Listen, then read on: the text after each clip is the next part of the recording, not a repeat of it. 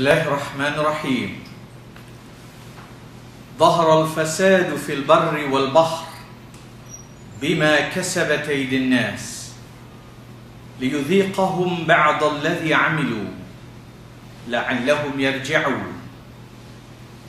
قل سيروا في الأرض فانظروا كيف كان عاقبة الذين من قبل كان أكثرهم مشركين فأقم وجهك للدين القيم من قبل أن يأتي يوم لا مرد له من الله يومئذ يصدعون.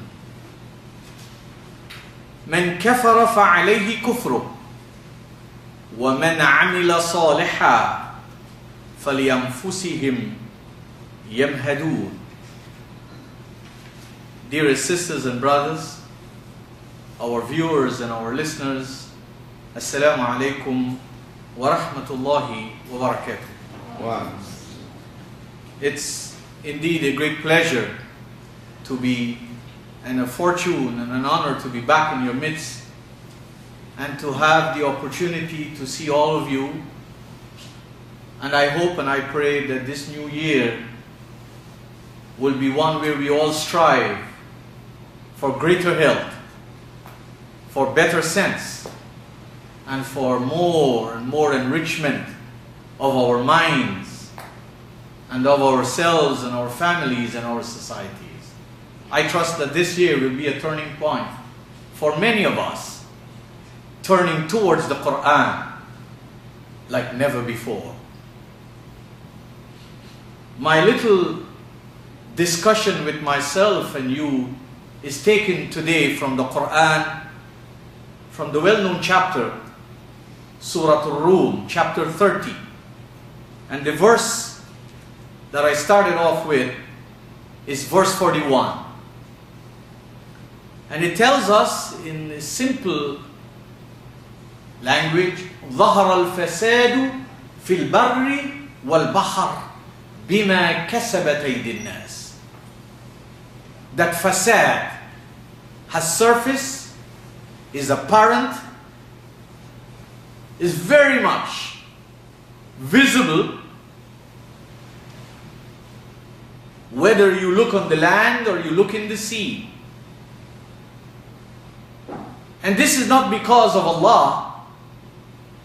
It is not Allah who has caused fasad to take place on the land or on the sea, but as the Qur'an rightly said, bima, only by what?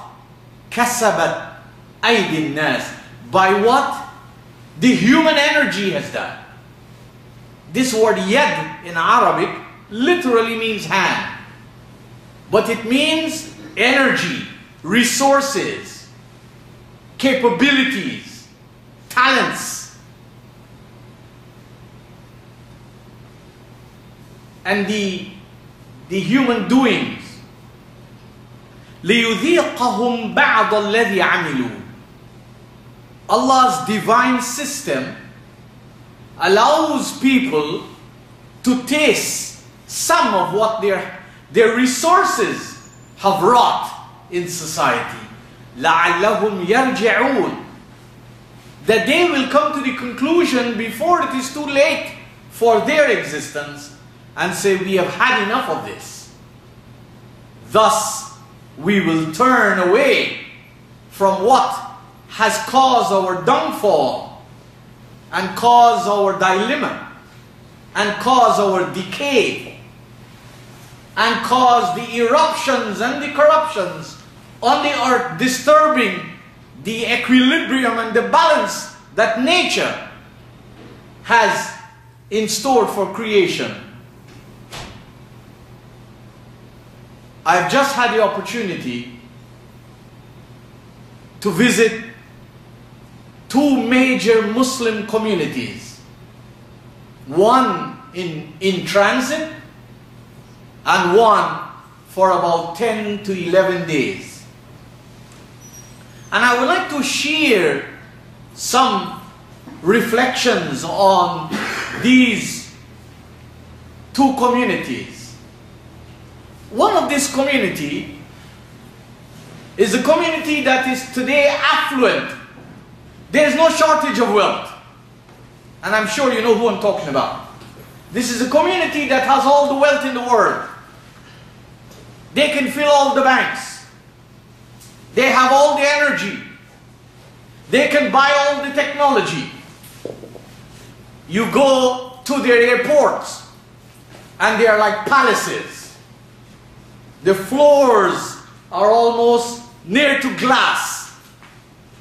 There is wealth all around.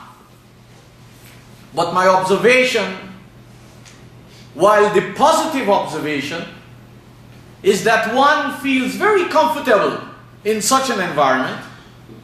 One does not feel the threat that you are treated as if you're a criminal without committing any crime. And that's the good thing. Especially after 9/11, many people, Muslims especially, when they travel through North America and they travel through Europe, they find that they are being harassed for no real reason. You can be a very innocent person, but you're subjected to this harassment. But if you travel through certain affluent Muslim countries, you can feel the difference right away. You don't feel that kind of tension. So that's a positive thing. That's a good thing.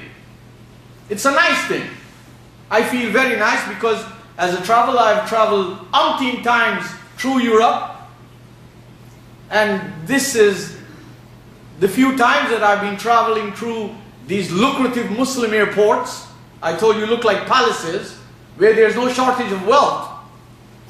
But there's the comfort that you don't have this tension that there's some kind of threat or some kind of scare or somebody is on heights. While that is the positive thing, the negative thing that I observed was there was hardly discipline. There was hardly discipline. And I am looking objectively. It's not that I'm not looking for any good thing. I'm looking for a good thing, and I'm looking for the things that are not so good that I can learn from them.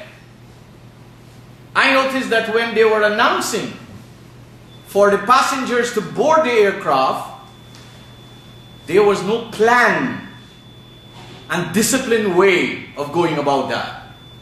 And you normally see people like if they're in a fish market, and like everybody wants to board at the same time.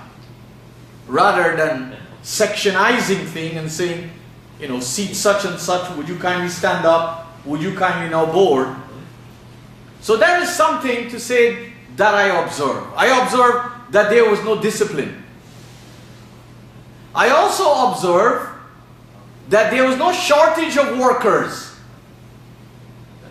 but there was poor quality of production and service. You could see the workers are in abundance.